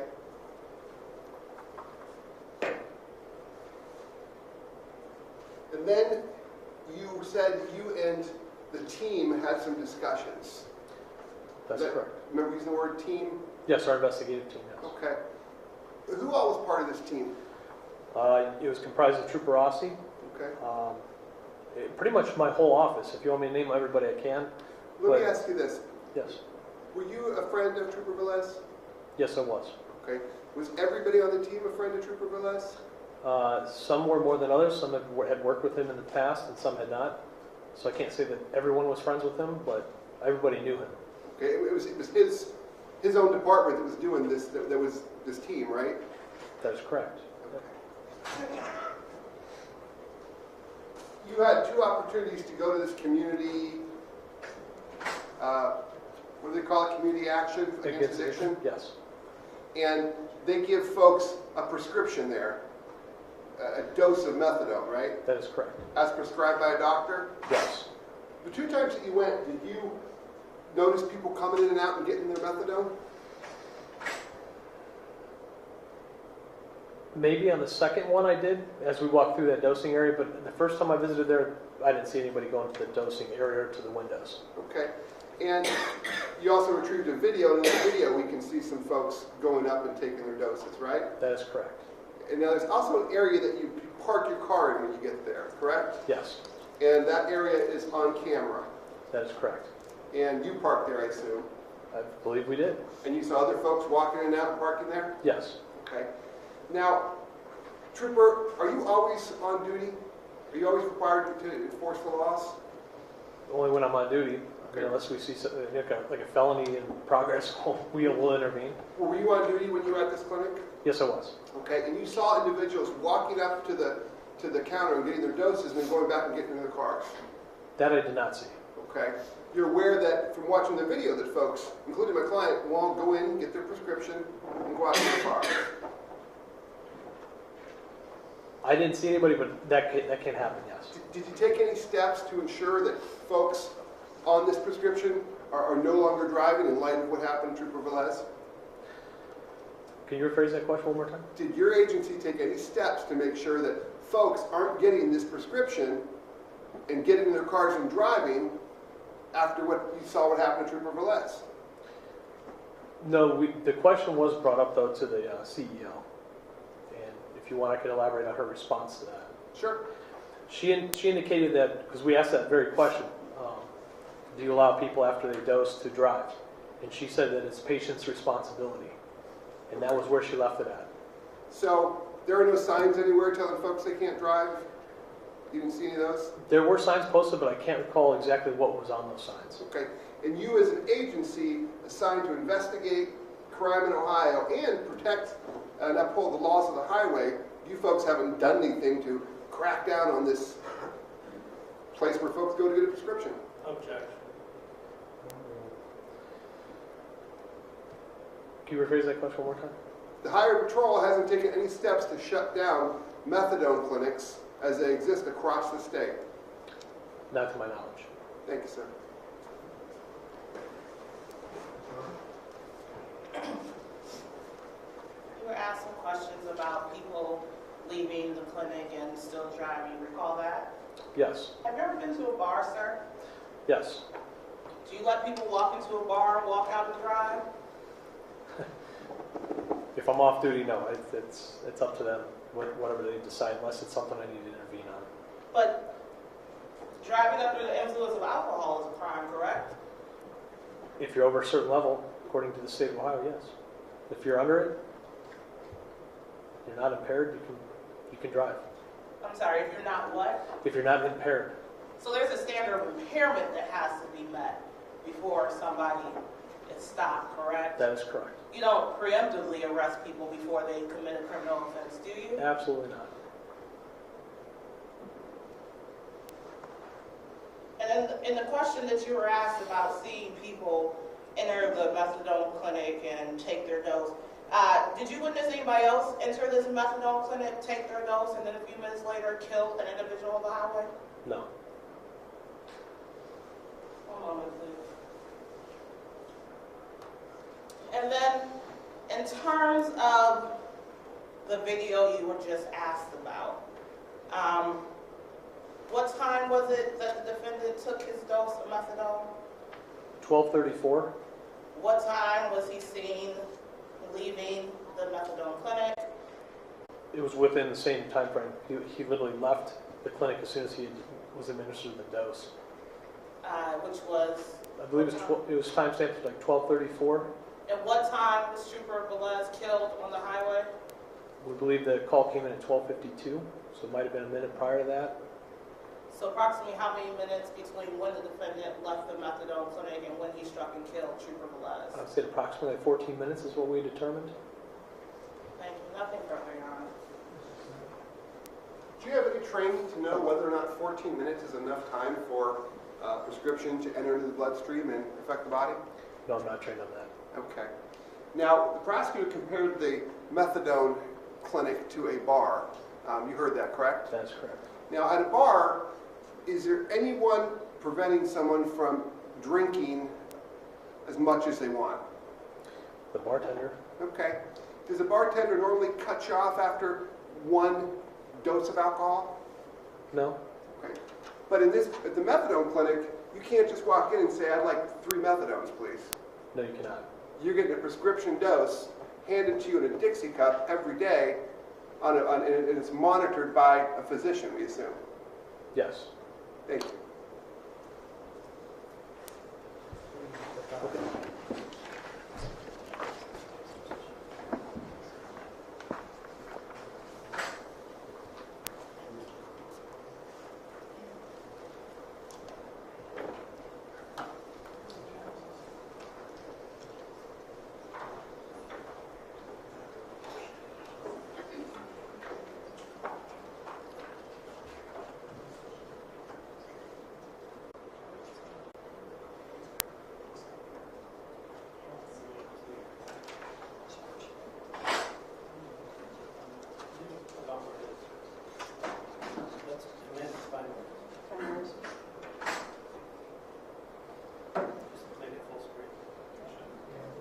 Yes, sir.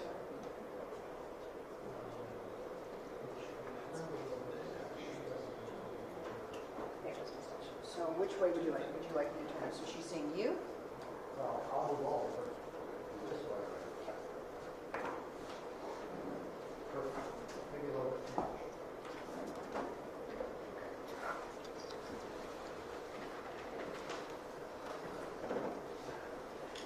Ladies and gentlemen, we have a witness that will be appearing by Skype, which we have done in the past in other cases, civil and criminal. Testimony is to be considered by you in the same manner as if the person were testifying here live. Use the same tools that I'll give you at the end to evaluate, as you use to evaluate all witnesses, okay? I think you'll understand in a moment why the person is appearing by video.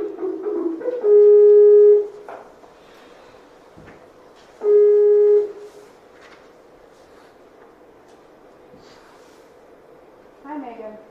Hi, Can you see me? I can. Can you hear me?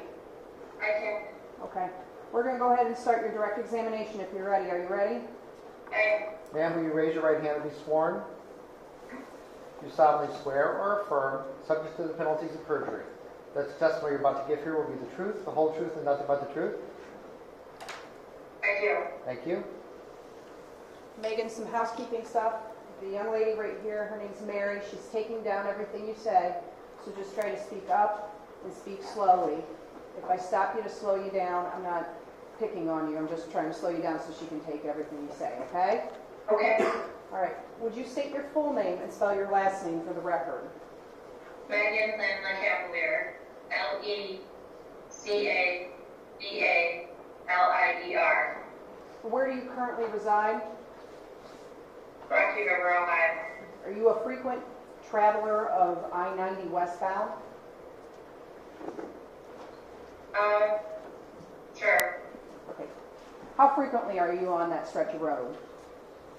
I don't commute to work on I-90 necessarily.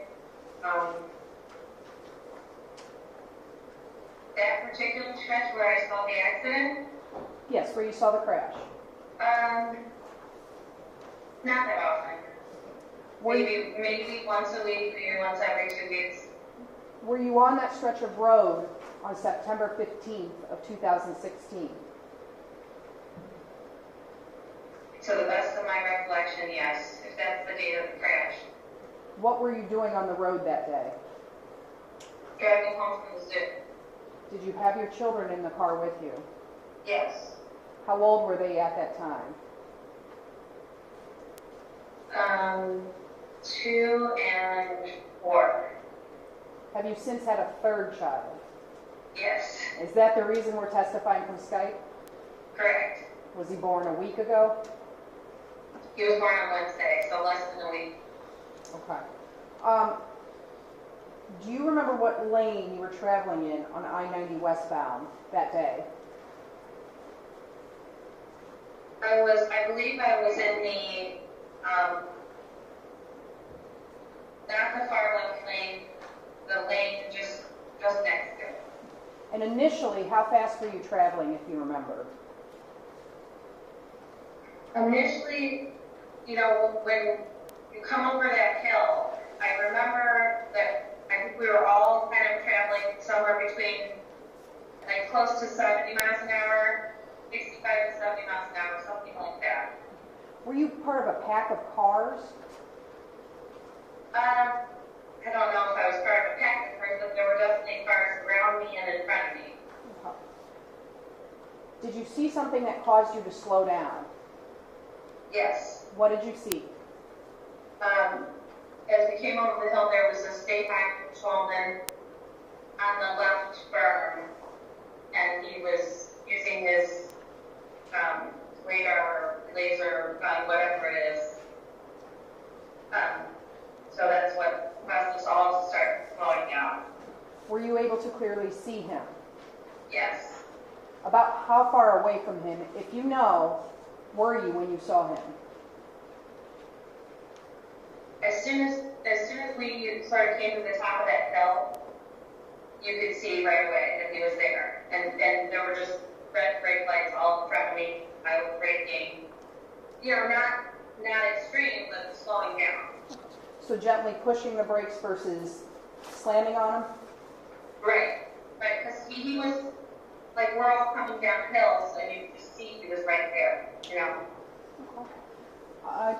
Where was he when he was, I'm going to say running laser, sorry, that's a term that they use, running laser. He was between his car and the cement divider, far to the left. At any point did he leave that area? He did. Okay, can you tell the jury what you saw? As I was approaching the police cruiser, he started to walk out from where he was and walked to the back of I'm sorry, the back of his... the vehicle, his car. What was he So he doing? was behind his car and he was motioning for someone to stop, you know, pull over. What do you mean by motion? I saw him point and kind of like bring his thumb, like, you know, if you need to pull over type of thing. Did you think he was pulling you over? Initially, as I was approaching him, that was my thought. But then immediately I saw that he was not looking at us, he was looking beyond us. So I continued. Okay. So you were far enough away from the trooper when you initially saw him to not only see him go past the back of his car, you also got to see him motion and then saw him look past you. Right. I was coming up on him because he walked to the back of his car and started motioning. Okay. Once you got even with him, what did you see? I think that's when I realized that he wasn't looking at us.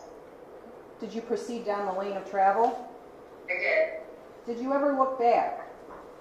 I did. Why? Probably just to confirm that he wasn't in fact looking at us. I glanced back and in my rearview mirror. What did you see? I saw that there was a dark-colored sedan in the far left lane that had approached him and was, by my best guess, sort of in line with his vehicle and looked to be getting pulled over. And then a car that was behind that car moved to the left into the berm and hit the officer. Did you actually see the officer get hit? It did. Did you continue to watch what happened or did you look forward? Well, it happened very quickly, and I saw what happened, and then I immediately brought my head back to the road as I was traveling school children in the car. At the time the officer was struck, do you know where he was? He He was still in the berm. He was behind his vehicle. Did you see the first dark car? Did you see the hood dip? I don't recall that. So when you pulled over, what did you do next? I didn't actually pull over. I just grabbed my cell phone and I dialed 911. And I told them what I saw, and I told them where it was, and I told them they get ambulance as quickly as possible to help. Did you give your contact information? I think I did, yes. Did you give any written or oral statements that same day? I don't believe I did the same thing, no. Did you give an oral or written statement any time later? Yes. Do you remember when that was? I don't. It was shortly after the accident, a day or so after. Do you remember, was it a Lakewood officer? Was it a state trooper? I believe they were state troopers. And do you remember how many officers there were? 2. How were they with you? Professional, like, Did you feel any pressure to give a statement? no. One moment, Nate. Thank you.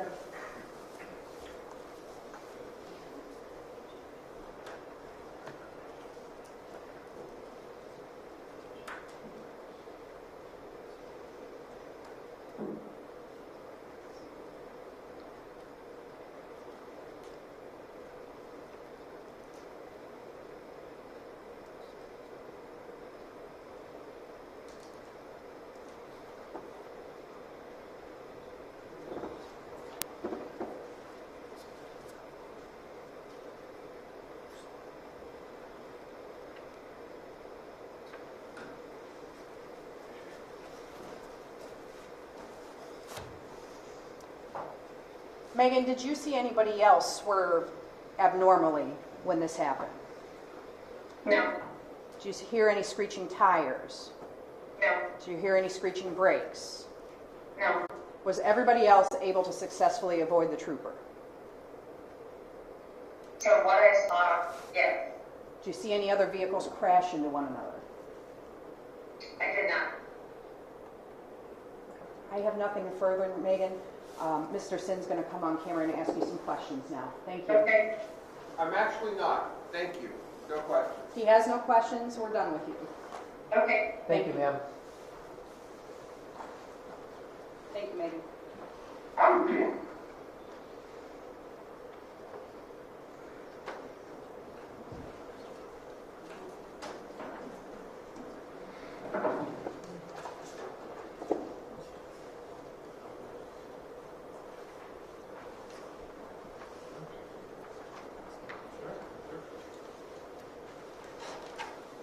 State's going to call Trooper Russell.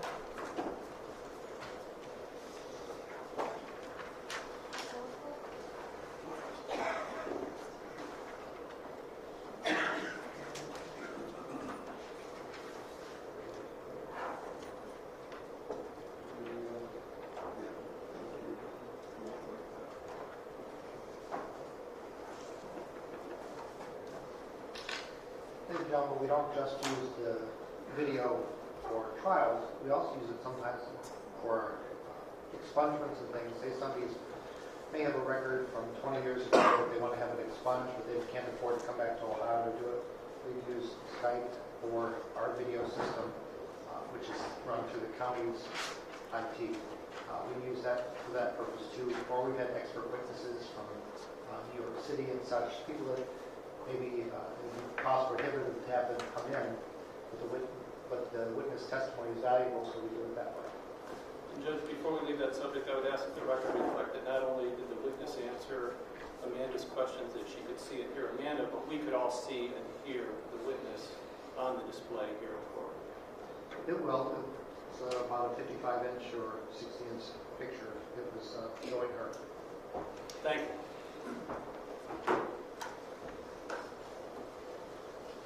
Please raise your right hand. Do solemnly swear or affirm, subject to the penalties of perjury, that the testimony testimony you're about to give here will be the truth, the whole truth, and nothing but the truth. Yes, I do. Please be seated. Thank you.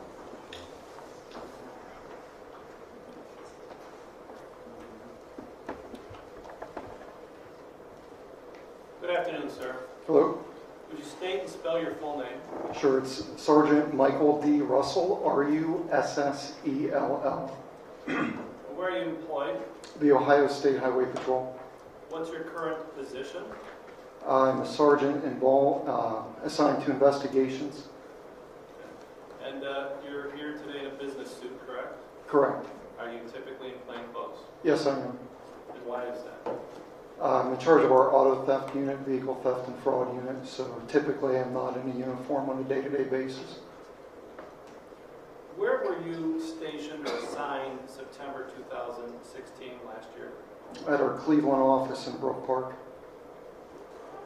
Were you working September 15th? Yes, sir, it was. Were you dispatched to assist in the fatality of Trooper Velez? Yes, I was. How and when were you dispatched? I was notified by Lieutenant Huggins, which is my immediate supervisor. I received a call from him asking that I would respond to the scene, and at about 2:05 or so, I arrived that afternoon at the crash scene on I-90. And then, who did you seek out or consult with when you first arrived? When I first arrived, I proceeded down an on-ramp onto I-90, and I was greeted by a Lakewood officer, Malloy, who had given me Mr. Gaspar's driver's license, and it told me he was the driver involved in the crash. As I proceeded down the ramp, I contacted my immediate supervisor, Lieutenant Huggins. I gave him the driver's license and asked him what I needed to do at the scene, and I ended up conducting an interview at the scene of a witness. Do you recall the name of that witness? Lawrence Milka, Okay. Mikla, I'm not sure the exact pronunciation. I believe it's M-I-K-L-A. And why were you interviewing him? Again, I was directed by my lieutenant to finish up an interview that had been started. I found Lawrence. He was standing along the inside berm of the roadway near the concrete barrier. I remember him to have a blue shirt and an orange vest on of some sorts. He had already had a statement form in his hand, or a clipboard, and he had started to complete his witness statement. I went over and engaged conversation with him. He was finishing up on a statement, which I had reviewed, and then asked some follow-up questions to him to complete his witness statement. Did you learn that he was an off-duty law enforcement officer? He told me that he had worked for North Olmsted, I believe it was, police department, and he was off-duty, correct. Did you learn whether or not he had entered Trooper Velez's car and used the radio to summon help? Yes, he told me he was one of the first on scene, that he had observed a trooper conducting... I don't want to get into his observations, but... Yes, he told me he went down to the patrol car to render first aid and went to the patrol car and used the radio to call for help. So you complete this first piece of work on scene, the interview with Mikla. Correct. Where do you turn your attention next? At that point, I had conversation with Sergeant Blake. He's a fellow supervisor in our unit, in our plainclothes unit.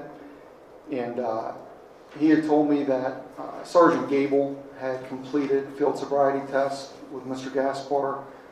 And I noticed that Mr. Gaspar was seated in Trooper McLean's patrol car. And he had asked me to accompany Trooper McLean to Fairview Park Hospital. For what purpose? For a blood or urine and or both draw. Was your role to be a witness or the person to collect the blood once it was obtained? What was your role to be at the hospital? My role was just to assist at the hospital, Trooper McLean with anything that he would need, and be an on-site supervisor for him. So I drove in my own vehicle, and he was in his patrol car. Did you have an audio recording device with you that day? I did. What was it? It was my iPhone. So, you go to Fairview Hospital with McLean and Joshua Gaspar. That's correct. When you reached the hospital, did there come a point in time, yes or no, where you made an audio recording of questions posed to Mr. Gaspar regarding the blood draw? Yes. And did you keep that audio recording and then make sure that it made its way into the official investigation? Yes, I did.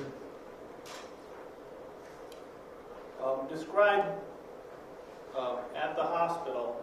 You know what? First of all, do you know what time you departed I-90 to go to Fairview? Without looking at my notes, it was approximately 3:20 p.m., 3:21, I believe. Okay. And do you know what your approximate time of arrival at Fairview Hospital was? Around 4 p.m. I don't recall the exact time without looking or refresh my memory from my notes. It was about 4 o'clock though we got there. Describe what happened when you reached the hospital. We parked at the emergency room entrance. We entered through the emergency room. We met with a registered nurse, Amanda Gambosi, I believe was her last name. We met with her, and she had directed us to the emergency room number 3, which is where we proceeded to go to. At that time, the 3 of us ended up in that room. Was Mr. Gaspar handcuffed? He was. Okay. Why was that? Officer safety. Anytime we transport anybody in our patrol car that is under arrest, they would be handcuffed. Okay. So how long is it yourself, McLean, and Joshua Gaspar then waiting in this emergency room suite? How long were we waiting?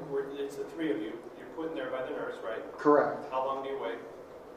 We don't wait hardly any time. As soon as we get in there, she's there with us. I explained to her who I am because I am in plain clothes. She knows it's a trooper, obviously, why we are there and what our intentions are. And are you familiar with the law of implied consent? I am. Explain to the layperson, when we, either law enforcement or lawyers, talk about the law of implied consent, what does it mean to you as a law enforcement official? The person is advised of the implied consent, meaning that they have the right to refuse a breath test or a chemical test through either urine or blood, or they have the right to refuse or submit to that test. And the consequences of either submitting to the test, whether it's positive or not, and if they refuse the test, what the consequences of that are. And did someone go through that process with Mr. Gaspar and describe the implied consent statute and his rights under it? I was notified before I left the crash scene on I-90 by Sergeant Blake that had been done. He was with Sergeant Gable, which is now Lieutenant Gable. He was with him at the scene, and he had told me that had already been done, along with his Miranda warnings. Okay. So that was not taking place then in the emergency room. You were just there for the formality of the blood draw? Correct. Was it your understanding that Mr. Gaspar had already given his consent to the implied consent demand under the statute? Yes. Did you observe the blood draw? Yes, I did. Tell us about it. The Trooper McLean, prepared the vials out of our standard issue blood kits, urine specimen kits, and he prepared the labels with Mr. Gaspar's name on it. During that time, the nurse prepared what she needed to obtain the blood sample, and she used a needle, obtained those blood samples from his left arm. There were 2 taken, 2 separate vials, and they were the labels were handed from Trooper McLean to the nurse who affixed them over top of the vials. Was Mr. Gaspar also asked for a urine sample? He was. And did anyone witness that creation of the urine sample? Trooper McLean did. He escorted him to a bathroom, if you will, that was within that hospital emergency room. We did not leave the room for it. It was an adjoining room. I did not go in with him. I stood outside of the room, but Trooper McLean did go into the restroom or bathroom with him. And the Mr. Gaspar that you transported from the scene of Trooper Velez's fatality to Fairview Hospital, do you see him in court here today? Yes, I do. Would you point to him and describe what he's wearing? Stipulate to identity, Your Honor. Record will reflect identification of the defendant by this witness. Thank you, Judge.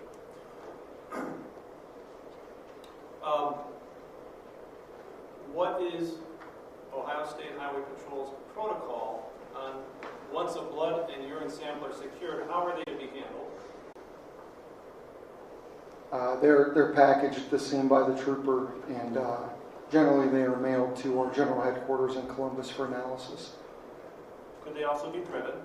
Yes, they could be. And do you know which occurred in this instance? I do not.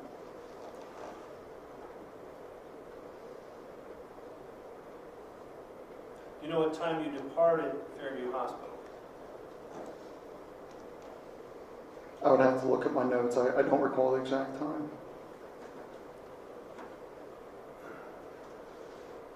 Take us through where you went and what you did after leaving the hospital. After I left the hospital, Trooper McLean remained there.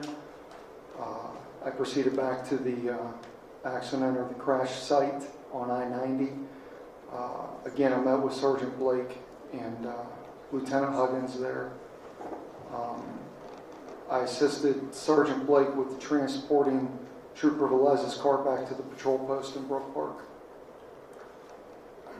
Were you generally aware that at the time that you were driving Joshua Gaspar to Fairview for an implied consent blood and urine sample, that there was an effort to obtain a search warrant for the same purpose, paralleling what you were doing? Correct, I was. On my way to the hospital, Trooper McLean was following me.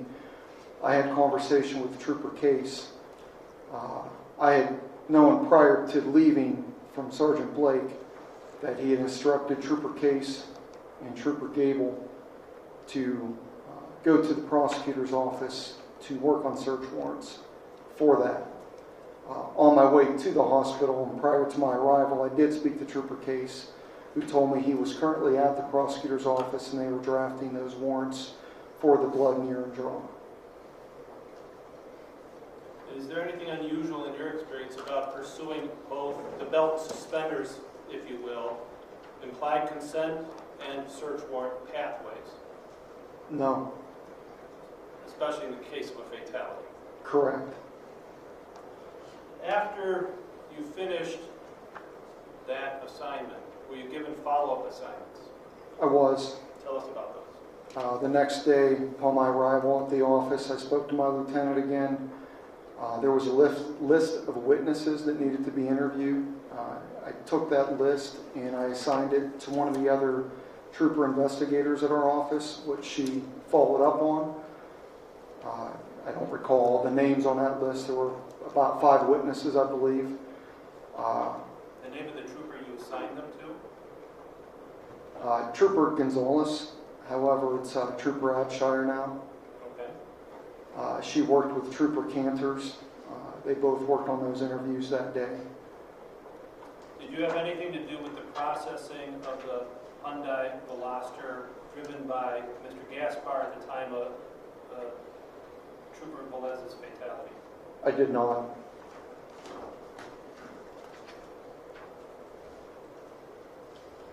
Were you given a follow-up assignment to attempt to verify employment information offered by Mr. Gaspar? I was. Tell us about that. Later in that afternoon, I was provided an address that Mr. Gaspar used. I did drive by the address. I took a few photos of it to document it. It was a building, a brick building with some windows and a door in the front. There's a chain link fence to the right of it. On the front of it, it said Cleveland Home Remodeling or Renovations. There was a phone number there underneath. That phone number was consistent with the number that he had provided. Within that chain link fence from the roadway, I could see vehicles parked. There were emblems on the car that appeared to match an emblem that he had on his car at the crash site.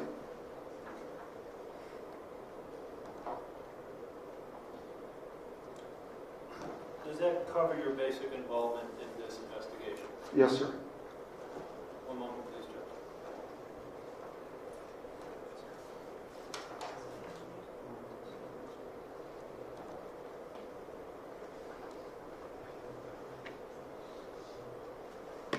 Thank you. Yes, sir. Good afternoon, sir. Good afternoon. So what do you mean by emblems? To describe it, it was the word he with a I'm sorry, the word, he, H-E, an emblem that represents greater than, and then the letter I. He is greater than I. Correct.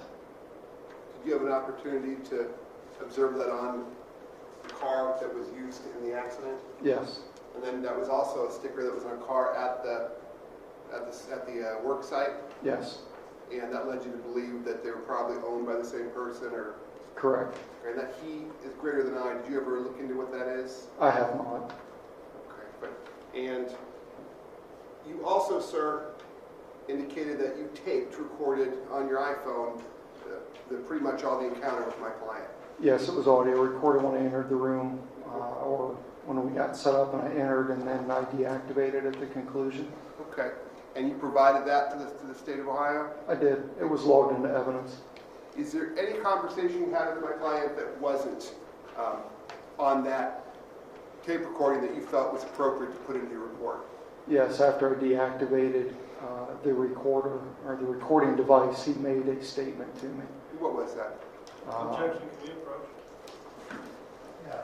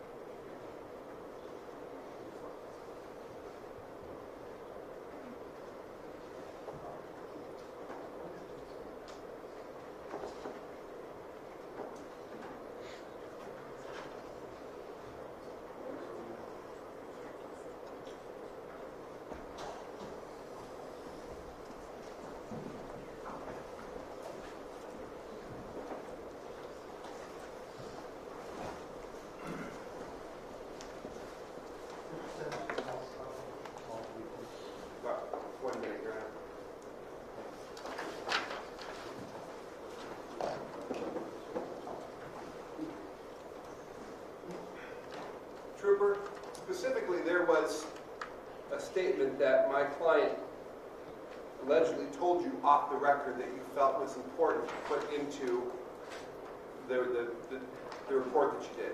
Correct. It didn't make it into your tape recorder or your iPhone. That's You'd already correct. shut it off. And you felt it was important enough to put in your report? I did. What was that statement, sir? Can I read from that so I don't misquote it? Yes, sir. I believe it's right around this area. I listed in my report that Mr. Gaspar said to me, "I wish I would have swerved right, not left. It's a bad day. I hope he's okay." And you put that verbatim as he said it in your report, sir? Correct. Thank you. No further questions.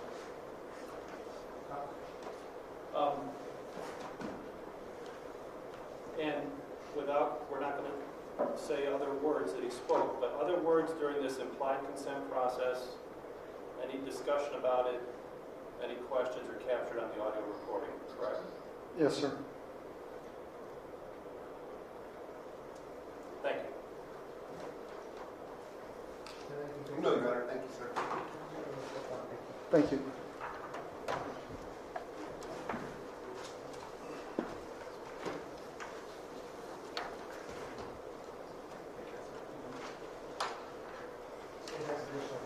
Tomorrow, what you got for the day, is that correct?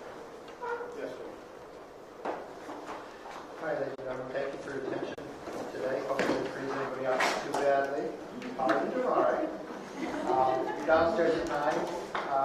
This morning we were doing some criminal matters before you came up. That was our delay for you today. So sorry that we did resolve some other issues. So you're downstairs at 9. Smith will pick up